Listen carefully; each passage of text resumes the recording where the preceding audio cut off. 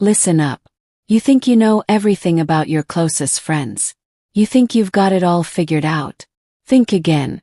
What I'm about to tell you will destroy everything you thought you knew about friendship, loyalty, and the masks we all wear every single day. Smash that subscribe button right now because what you're about to hear will change your entire perspective on the people around you. And if you don't hit that notification bell after this story, you're missing out on the most raw, unfiltered content on this platform. I'm talking about Sarah, Mike, and Jason. 3 friends who thought they knew each other inside and out. College buddies, weekend warriors, the type of crew that finishes each other's sentences. But here's the thing nobody talks about. We're all living double lives, and the truth always finds a way to surface. It was a regular Thursday night. Nothing special. Just another one of their weekly hangouts at Mike's apartment. Pizza boxes scattered around, some cheap beer, the usual setup. But Jason walked in different that night. You know that energy when someone's carrying something heavy. That's what filled the room the second he stepped through the door. Sarah picked up on it immediately. Dude, you look like garbage. What's eating you? And that's when everything collapsed. Jason didn't just open up. He exploded. 26 years old, and he'd been living with crippling anxiety and panic attacks since high school. But here's the kicker. He'd become a master at hiding it. While Sarah and Mike thought they were hanging out with their confident, outgoing friend, Jason was internally fighting a war every single minute of every single day. You want to know the truth? Jason's voice cracked. Every time we go out, every party, every social gathering, I'm dying inside. My heart races so fast I think I'm having a heart attack. Can't breathe. I spend half the time in bathrooms just trying to calm down enough to fake being normal. Mike's jaw dropped. Sarah went completely silent. But wait, it gets worse. Jason continued. Remember that promotion I got last year? The one you guys celebrated with me. I almost turned it down because it meant more presentations, more meetings, more situations where I might have a panic attack in front of everyone. I've been taking medication for 3 years, seeing a therapist twice a week. And you guys had no idea because I've gotten so good at pretending everything's fine. This is the reality check nobody wants to talk about.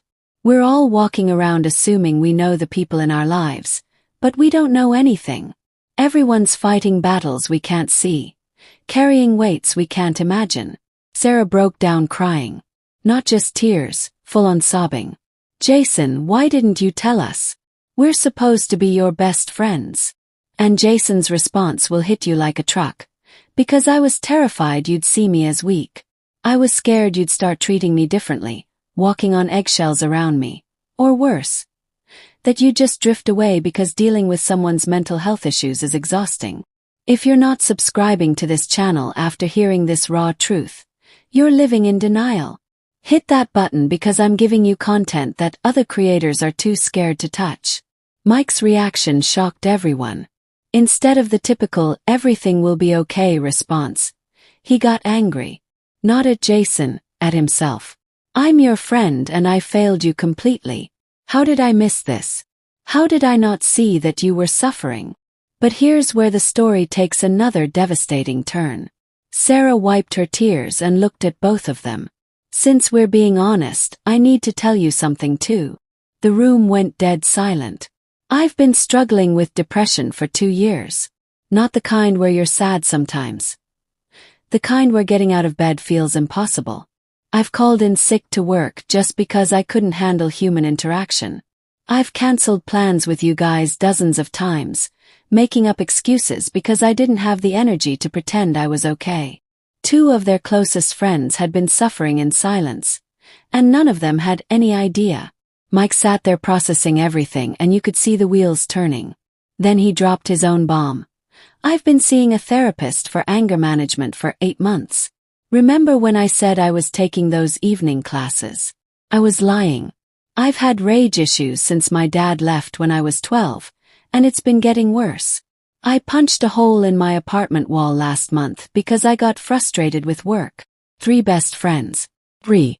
All of them fighting invisible battles. All of them masters of deception. All of them suffering alone while pretending everything was perfect. This is the reality of modern life that nobody wants to acknowledge. We've all become professional actors in our own lives. The aftermath of that night changed everything. No more surface-level conversations. No more pretending.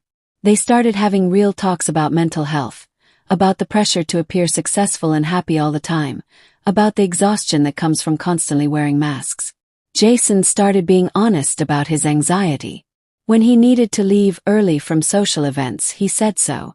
When he was having a rough day, he told them instead of canceling with fake excuses.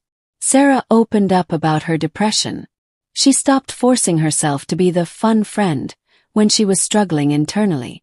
She started asking for help instead of isolating herself. Mike began recognizing his anger triggers and would remove himself from situations before they escalated. He stopped bottling up his frustrations until they exploded. But here's what really matters. Their friendship didn't fall apart. It got stronger. Because they finally knew the real versions of each other, not the performances they'd been putting on for years. The truth is, we're all hiding something. We're all fighting battles that others can't see. We've created a culture where vulnerability is seen as weakness, where admitting you're struggling feels like failure. But what if I told you that the strongest thing you can do is drop the act?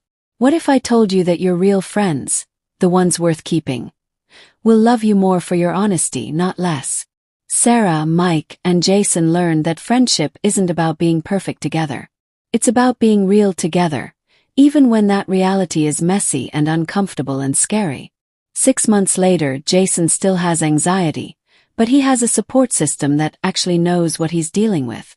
Sarah still battles depression, but she doesn't have to fight it alone anymore. Mike still works on his anger, but he has friends who understand his journey instead of judging his struggles. They created a group chat where they check in with each other honestly.